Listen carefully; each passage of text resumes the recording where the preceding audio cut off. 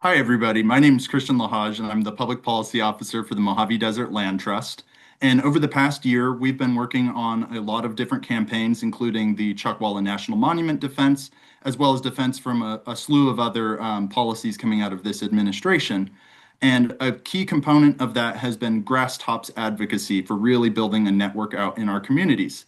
So this is a slightly modified version of the presentation that we gave back in September, something like that. And so I'm going to explore today how your organizations can use Grasstops advocacy as a force multiplier and to work towards our public lands protection goals. So first, I'm going to give an intro to what Grasstops advocacy is, because the first time I heard the word, I did not know what it meant, and I had heard grassroots so often, and it's kind of obvious when you make that connection, but how it actually works out. So grassroots advocacy, that's for large portions of the general public. This is when we're trying to kind of get a bottom-up swell movement in the community. The idea is to influence policy through community pressure, basically demonstrating that so much of the community is for or against something that it moves the needle with decision makers. And so what does grassroots organizing look like? It might manifest in rallies, protests, petitions, call banking, online campaigns, and a bunch of other things. Grasstops advocacy, though, is from the top down. So what we're doing instead is approaching targets, and advocates can be pretty much anyone. It could even be elected officials, even though we often think of them as targets. Local elected officials have been crucial in defending Chuckwalla. They can be business leaders, members of other nonprofits in different sectors, basically anyone who has a good rapport with their own community and this kind of ability to speak to their own audience, and something that we can take advantage of and benefit mutually from.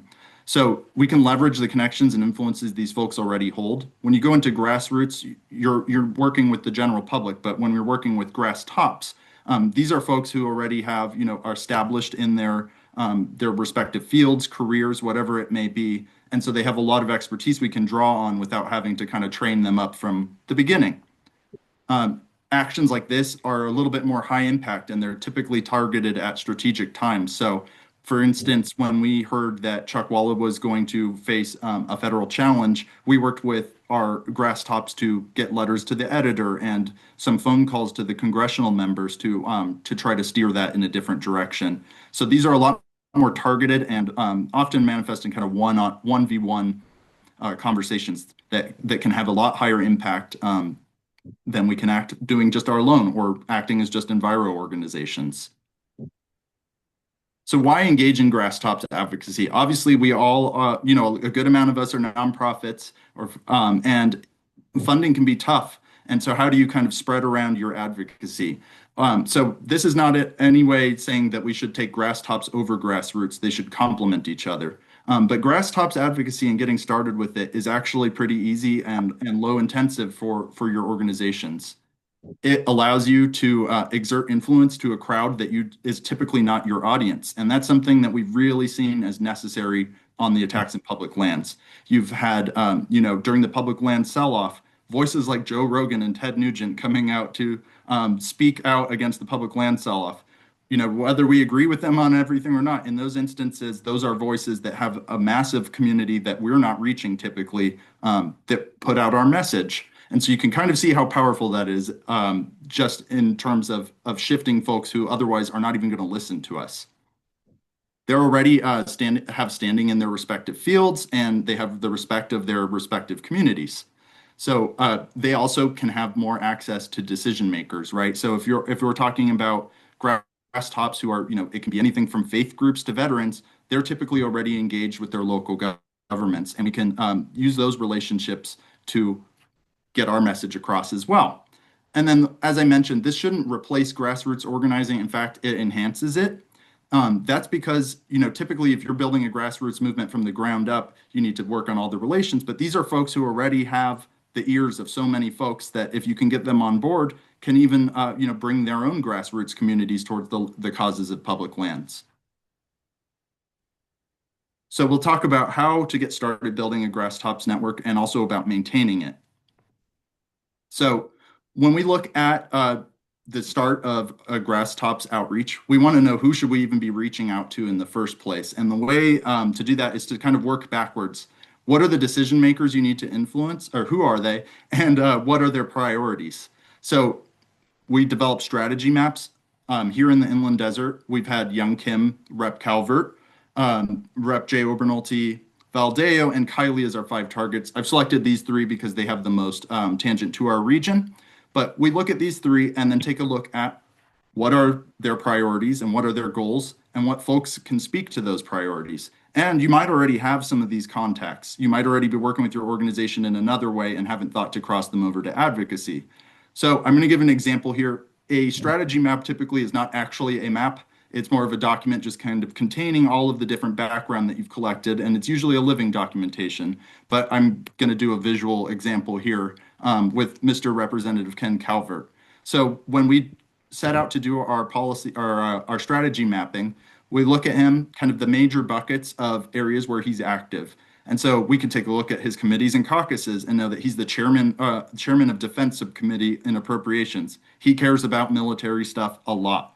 When you keep going down that list, you learn more about how he's on almost every Armed Forces caucus. He's on the Native American caucus, and he's on the Sportsman caucus. And I think those ones are pretty easy to already draw a parallel to public lands and what industries might be involved in making those types of connections. But then you also want to get personal information because at the end of the day, with policymakers, stories do a lot more than facts and figures do. Even though we need those things, the storytelling and kind of making a personal connection can make huge bounds. An example is with Young Kim. We learned her daughter works for the National Park Service and that her husband hikes in the Cleveland National Forest every day alone, which she was concerned about. And so we were able to actually provide him with a hiking buddy who could also say good things about public lands during that time. So there are things that are subtle, but they actually have this large impact. Just knowing, these people, they are human beings as much as we might, inflate elected officials or deflate them in our minds. They're human beings. They do things like all of us do, and they want to be related to on those. So if you can find those, excellent. We look into policy, and he's been the sponsor again of a bunch of veterans bills, small business bills. He himself was a small businessman. He's generally supported the administration's energy policies. You don't want to just put the good stuff here. You want to know also what topics maybe to avoid or are going to be points of conflict when you go into these conversations. And then just some other info. He's got a very wildfire prone district. So you know that any angle where wildfire prevention could be tied to public lands is going to win. He also worked on the Santa Ana River flood project for a number of decades, and that has some pretty significant conservation projects within it. And his district relies heavily on tourism. So the idea of this is to just kind of show you how from working backwards, you can start identifying the groups that you should be talking to in your community if you want to reach this target member. And then perhaps one of the most important parts is maintaining relationships. And I think this is, one of those practices that we all learn after the fact. But don't wait until issues arise to start your outreach. No one wants to get your 11 p.m. email about how they need you to write a letter of support the next day because X emergency is happening. This should be a reciprocal relationship. We want it to be giving back as well, right? And so that means that we have to appear in the community. We have to get involved in the things that they're doing, whether that's just showing up to an event. And so some of the pictures I have here, that's my colleague Linda Castro from Cal Wild. We went out to do with the Society for Conservation of Bighorn Sheep, which has a lot of hunter membership. And so we went out and helped install some watering tanks out in the desert and just spent the weekend camping with those folks and talking with them. It makes it a lot easier when you have those conversations later where you don't necessarily 100% agree because they see the good faith you put forward. And I really can't understate how important that portion of it is to get the quick responses when you do need them. So some of the things that I recommend is when you first start the outreach, begin coaching them. You're going to have a wide range of experience. Some folks are elected officials. Some folks are business owners that have never engaged in advocacy. Take note of that and kind of organize yourself in a way that plays to their strengths and fills in their weaknesses. I always say taking them onto the land is the most powerful thing. It's a fun activity, gets them out there, and it's something that we can offer, right? It's part of that. We're not just asking you for stuff. Come out. We want to learn and have conversations about shared priorities. So, as I said, showing up in the community is crucial. So, actually activating your network. Um, at MDLT, we've been using something called the ladder of engagement, which typically we've used for donations and things like that, but it actually works really well for tops advocacy. And that's basically starting them on the shallow end before you move them to the deep end. You kind of increasingly ask for more complex or more involved asks, and kind of react based on how they respond to those. So at the beginning, you might be asking them to write an op-ed or a letter to the editor, or connecting them with media when something particular comes up from the administration, whether that's a Chuckwalla attack or a new attack on, whatever public lands there might be in your area. So holding joint events like economic roundtables, and I'm not going to go too much into that because I know Moises is covering business, but this is another area where you can kind of take whatever their field is and make it the center of the issue, even though it's still public lands. Almost everything in the areas we live can have a nexus to public lands. People move out here for them. Their businesses are supported by tourism to them. There's a lot of opportunities there. As you work up, request in-district meetings. Ultimately, if you can, budget it, a fly-in with that person. Leverage your social media collaboration. So this is a big thing we learned from Teal and all the great folks doing social and comms, is that by collaborating with these partners, you're actually also getting a part of their audience for us. So don't sit on that. And then the other thing, going back to maintaining, don't reduce contact with the grass tops after you get what you need and the issue seems averted. Make sure that you're following up on the status. Tell them how their contribution shaped whatever the outcome was. Make them a part of it. I'll share one more picture here, actually, on the top right. That is one of our veteran advocates from an organization called Milltree. He's on the board there. So I'm going to show kind of an example of the ladder of engagement here, using Mr. Barry as an example. So setting out with our Chuckwalla, we knew we needed to cultivate veteran grass tops for all three of those congressional members who are, they're very supportive of veterans, and we needed it for Chuckwalla. So we already had a partnership with this organization called Milltree to help veterans get out and do bird watching and stuff like that. So I began presenting on military history with public lands and in Chuckwalla specifically, which has a rich military history. And ultimately to the point where we started taking them on special activities like hikes, personalized tours to Chuckwalla. And then we started making the asks a few months after they've gotten something out of the relationship. We invited Milltree to Obernolte's office hours and had a big showing of their leadership there opposing public land sell-offs. We moved that a little bit further, taking some of the folks we identified out of that group to do a live stream with Vet Voice Foundation and MDLT, talking about how public lands are beneficial to public lands. How they're beneficial to veterans. And then ultimately, with Barry, we invited him to fly to Washington, D.C. with us when the Land Water Conservation Fund was challenged. And he did an excellent job in there. There were times where the electeds kind of their eyes were glazed over, and then Barry would kind of be able to just pull that military gruff at the right moment, and all of a sudden they were back in. And it was really effective, and it's a lasting partner now. So we've kept this partnership up. We're looking at other ways to get veterans out onto the land outside of advocacy, just to keep having something to offer our partner. And that has resulted in that continuing relationship. They've asked our staff to be on their board even. And we've gotten a huge interest from more and more veterans to get trained on congressional advocacy and take a part in it. So this was the rundown version. I know I'm running out of time here, so I will share this presentation in the chat. But just some additional best practices. Use coalitions to your advantage. We're working in huge areas. Find out who your partners are already talking to and split the work. Moises is going to talk about chambers, so I'll leave that. Make participating as easy as possible for these folks. They have their own lives, their own businesses and whatever, and ultimately we're asking them for a favor. Make that an easy favor to fulfill. Stick to the issue at hand. We're working with a bunch of different groups that don't necessarily align with our ideology on things beyond public lands. Don't alienate them. And then, as I said at the end, facts and figures are great, but really your stories are all, and the stories of your grass top advocates are what's going to win the day. So that was the workshop activity. You can look at that later. Questions or anything, please feel free to email me or give me a call. And I'm just so happy to have gotten to present today. Thank you. Thanks so much, Christian. That was super informative. Awesome.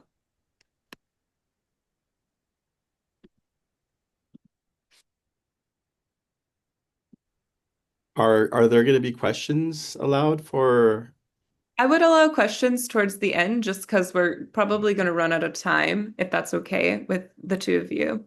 Moises, are you able to screen share or do you want me to share for Can you? you? Yeah, of course. Okay, great. Thanks. Let me know when to um, Yeah. change Yeah. slides. All So right. hello, everyone. My name is Moises Cisneros. I'm with the Sierra Club, but I'm a community organizer and came into the Chuckwalla National Monument work early on. And so what I wanted to talk about it was having an understanding for how we were able to leverage the business community to support the Chuckwalla National Monument campaign from the beginning. Um, and I'm glad that Christian, created a really great foundation for this because a lot of it he covered, especially around, building relationships first, super important. So, second slide. One of the important things that we're going to talk about in the next couple of minutes is just like first, finding your right context and identifying the best messengers to reach out to these businesses.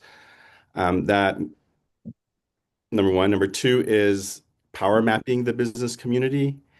And then the third is highlighting the economic power of whatever issue you're wanting to bring. In our case, our moniker was the economic power of public lands. So, third slide. So one of the first things we started doing was visiting local chambers of commerce around the gateway community of the Chuckwalla National Monument and getting to know folks. As we started talking to them, we try to find a creative ways to intersect their careers or their business passions along with their other passion, which in many cases was going outdoors. And we could only really accomplish that by getting to know them personally. And a lot of them, we're getting to know them for the first time. Um, Chambers of commerce are a great place to connect with business owners. They're a little bit more, there's a lot of social events, so their guards are more down. Literally, you could do this over a meal, over a drink, doing social activities of different kinds. So it was under that context that we were able to identify a board member for one of the local chambers of commerce who was a financial advisor, but also really loved hiking. And we were able to connect that love of that individual and invite. We basically created a whole outing. Christian mentioned getting the people out into the land. So we were able to use a leader from within a chamber of commerce to help us invite other business leaders out into the Chuckwalla National Monument. We had a really great time. Um, Prior to this, I mentioned like looking at like power mapping a chamber of commerce. Um, just like any other organization that you're targeting or that you want to be involved with, we always suggest looking at who their board of directors are. Not all chambers are created equal. So I would say some of the larger chambers of commerce, the chambers in the big metropolitan cities, have specific business entities like major corporations that are on the board, which probably would not, our efforts probably would not fly in that particular chamber. But the smaller chambers of commerce, when you look at their board, more than likely you won't find those big, huge corporations that try to block some of our efforts. So in those cases, we do our homework and we target those chambers that don't have any potential blocks on their board. Next slide. So, yeah, this is another event where we took members of the High Desert Hispanic Chamber of Commerce out to the land. In this case, it was the executive director of that chamber. And we brought in other partners like the California Native Plant Society and biologists from a local university to come along with them and get them to understand the beauty and also show them firsthand what we're trying to protect. This was really key because this visit to Chuckwalla happened. I'm almost thinking it was almost like 3 years before the designation. So well in advance, we're taking folks out. And in this particular case is really key because later on in a future slide, you'll see why. But just remember the person in the top left corner, um, she's the executive director of the High Desert Hispanic Chamber of Commerce. Um, we're moving on to the next slide. Besides so one thing that we did was we first approached chambers of commerce before going cold calling local businesses. And we did that because I mean, like chambers of commerce are kind of territorial about about their businesses and their community, and rightfully so. So we didn't go cold calling until the local chamber of commerce knew about it first. Um, and so, not that it's like we're getting their blessing, but last thing we want is for them to be annoyed by hearing about us visiting businesses through another group, and then coming back kind of like, what are you really trying to get at? So we first developed a relationship, and then let them know what we wanted to do.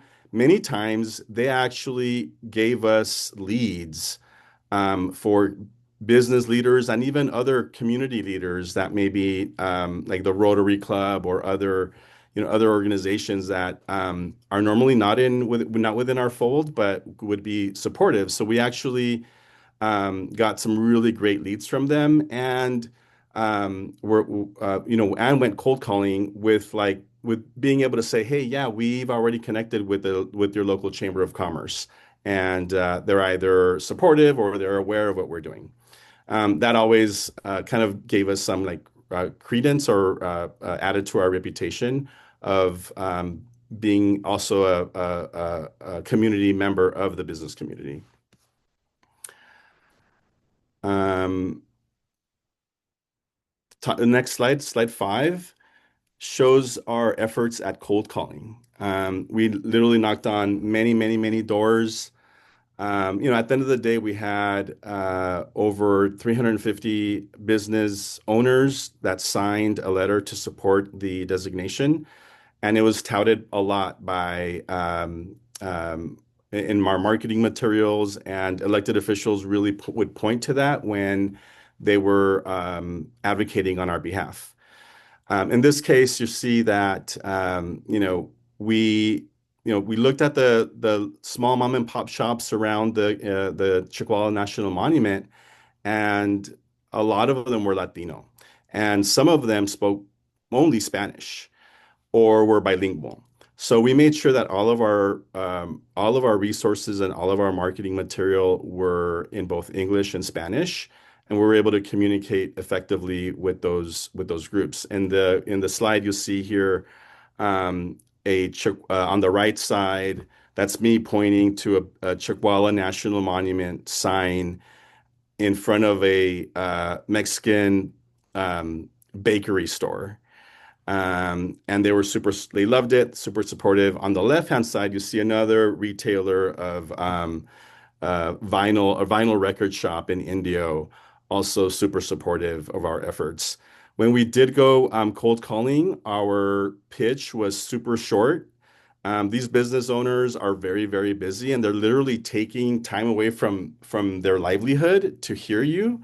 So we made sure that our pitch was, we had literally like a 30-second pitch, a 1-minute pitch, and a 3-minute pitch. So making sure that you're respectful of their time was super important. And that's why if you look at slide 6, we were able to create this super succinct letter that we asked them to sign off on, and basically was that their letter of support directly to the president, stating that they would love to see a Chuckwalla National Monument in their backyard. This is like the 5th iteration of a letter. This final piece was the one that really worked the best. And again, you can see it's super short, but to the point, but robust in terms of its content. Next slide. Both our cold calls as well as the work we did with the chambers of commerce had a big economic component. As Krystian said, the outdoor recreation industry is huge. It creates many jobs. And so one of the things that we really hit home when we were doing our little 1-minute elevator pitch was that the outdoor recreation industry is bigger than in California. The outdoor recreation industry is bigger than the film industry in California, employs more people than the wine industry in California combined. So it creates more jobs and it brings more revenues into local coffers than many big industries. And a lot of people don't know that. They're surprised and they're then, oh, okay, this is an economic issue besides me being able to be a good steward of our planet and land and our health. Oh, okay, yeah, it makes sense. Where do I sign? So that was their train of thought, which we loved. Next slide. So yeah, the beauty of all this was that we were able to also get many of the business leaders to not only write letters of support, but actually champion letters to the editor. And many of them knew the local electeds, the congressional reps directly. And so they would make phone calls. They would push the chambers of commerce themselves as a group or as an organization to write letters of support as well. So really successful to see this ended up in having the National Monument passed earlier this year. Next slide. So we continue working with businesses to get us into elected officials' offices. This is a picture of an event that happened at the Hispanic High Desert Chamber of Commerce, where they had Congressman Obernolte as their keynote speaker. They gave us a lot of love and connected us to him directly. He heard our name over and over and over again throughout the event. They sat our table next to his, so it was like we were all over him. We were able to get one of our coalition business owners to chat him up about the public land sell-off and how he should be against it. Next slide. Yeah, our work continues along this line of thought. We're getting business leaders in front of Congressman Calvert to ensure that he joins the Public Lands Caucus as well. And I know I'm out of time, so thank you all for listening, and we'll take questions later. And I'll give you the presentation if y'all are interested. Thanks so much, Moises. I'll be sure to pass along any questions that come through. Folks, I'm sure know how to reach out to you as well. We can send out the slides when we send out the notes.